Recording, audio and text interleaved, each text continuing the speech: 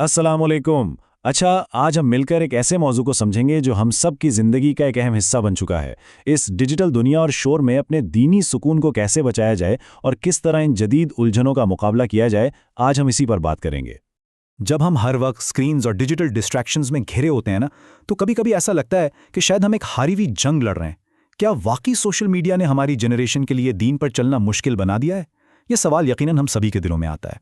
देखें, सबसे पहले तो हमें ये याद रखना चाहिए कि इबादत में गफलत या वहम महसूस होना आजकल का एक बहुत ही कॉमन मसला है।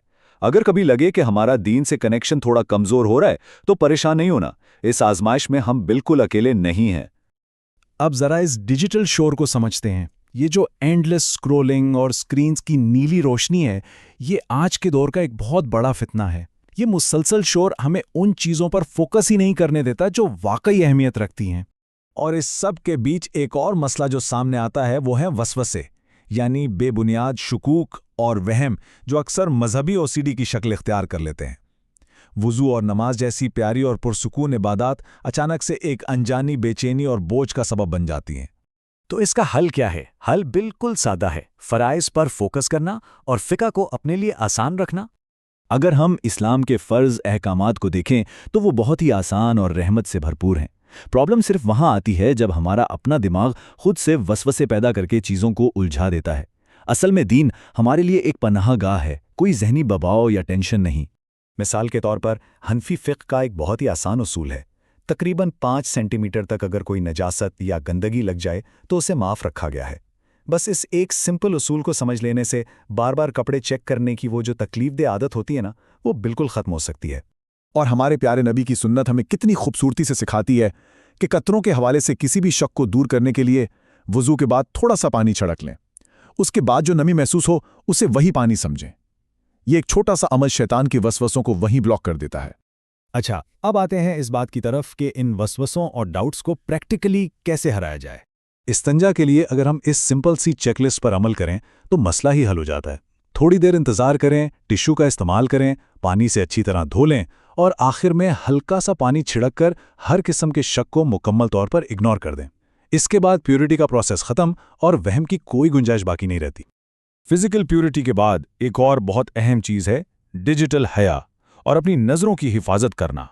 अपने ऑनलाइन सफ़र को महफूज बनाने के लिए कुछ आसान सी बाउंड्रीज सेट करना बहुत ज़रूरी है। जैसे अपने ट्रिगर्स को पहचानना, क्या रात देर तक जागना या फारिग वक्त मसला है। उन अकाउंट्स को फ़ौरन अनफॉलो करें जो फितना फैलाते हैं। अपने बेडरूम को फ़ोन फ्री जोन बनाएं और नमाज और जिक्र की रिमाइंडर्स लगाएं। ये छोटी छोटी आदत एक रूहानी ढाल का काम करती हैं, जिससे हम ऑनलाइन दुनिया में भी पूरे वक़ार और सेल्फ कंट्रोल के साथ रह सकते हैं। ये सारी आदत, चाहे वो फिजिकल हों या डिजिटल, एक बहुत खूबसूरत सफ़र का हिस्सा है जिसे हम तज़किया यानी नफ्स की पाकीज़गी कहते हैं। ये दरअसल अंदर की बेसुकूनी यानी नफ्से अम्मारा की बेचैनी से निकलकर नफ्से मुतमइन्ना के गहरे सुकून तक जाने का रास्ता है। इससे हमें समझ आती है कि बेमकसद डूम स्क्रॉलिंग से निकलकर हम कैसे एक बेहतर, डिसिप्लिन्ड और रूहानी तौर पर स्ट्रॉन्ग ज़िंदगी गुजार सकते हैं। इसके लिए रोज़ाना सिर्फ 5 मिनट निकालना बहुत फ़ायदेमंद है। तखलिया यानी बुरी आदतों को छोड़ना और तहलिया शुक्र जैसी अच्छी आदतों को अपनाना, कुछ देर का मुराकबा और अल्लाह का जिक्र, ये सब डिजिटल शोर से थके हुए दिमाग के लिए एक ज़बरदस्त रीसेट बटन का काम करते हैं। इन तमाम बातों को समेटते हुए सबसे अहम पॉइंट जो हमें हमेशा याद रखना चाहिए वो ये है कि हमारा दीन वाकई आसानी का दीन है। बुखारी शरीफ की ये बहुत ही प्यारी हदीस हमारे लिए हतमी सुकून का बाइस है। ये हम सब नौजवानों को बड़ी नरमी से याद दिलाती है कि इस्लाम हमारे दिलों को ठीक करने और सुकून देने के लिए है, हमें परेशान करने या हम पर किसी किस्म का बोझ डालने के लिए बिल्कुल नहीं। तो इस अहम सवाल के साथ हम आज की इस बातचीत को ख़त्म करते हैं कि आज हम अपने रूहानी और जहनी सुकून की हिफाजत कैसे करेंगे। आइए इस ख्याल को अपने दिलों में बसाएं और एक पुरसुकून, फोकस्ड और बेहतरीन रूहानी ज़िंदगी की तरफ छोटे मगर मजबूत कदम बढ़ाएं।